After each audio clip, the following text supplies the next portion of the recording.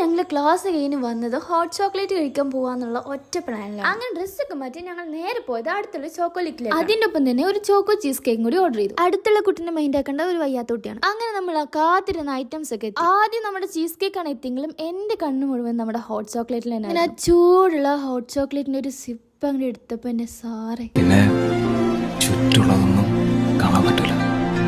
അതിനേക്കാൾ ടേസ്റ്റ് ആയിരുന്നു അതിലിട്ട് മാഷ്മെലോക്ക്. അതാണെങ്കിൽ ആകെ ഒരു കുഞ്ഞി പീസ് ഇട്ടിട്ടുള്ളൂ. ഇനിയാണ് നമ്മുടെ അടുത്ത തരം ചോക്കോ ചീസ് കേക്ക്. ഇത് പിന്നെ പറയാവുന്നില്ലല്ലോ, വായില് വെച്ചതോ അലിഞ്ഞങ്ങോട്ട് പോയിക്കോളൂ. അപ്പോഴാണ് എന്റെ മൈൻഡിൽ വേറൊരു ഐഡിയ ഇരിക്കണേ, ഇതിൽ കുറച്ച് ഹോട്ട് ചോക്ലേറ്റും കൂടി മിക്സ് ആക്കിയാലോ. അങ്ങനെ അതും ഒരു രക്ഷയില്ലാത്ത ടേസ്റ്റ് തന്നെയായിരുന്നു.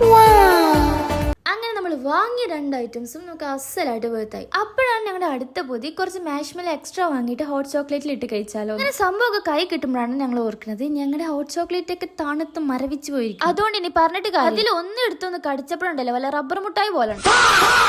ഞങ്ങൾക്ക് കിട്ടിയ മാഷ്മെൽ ആണെങ്കിൽ ഒരു സ്ട്രോബെറി ഫ്ലേവറും അതിനാണെങ്കിൽ ഒരു ടോണിക്കിന്റെ ചോയും. അങ്ങനെ ചോക്ലേറ്റിൽ തുടങ്ങിയിട്ട് ഒരു ടോണിക്കിൽ അവസാനിപ്പിക്കേണ്ടി വന്നു. അപ്പൊ അത്രേ ഉള്ളൂ, ബൈ.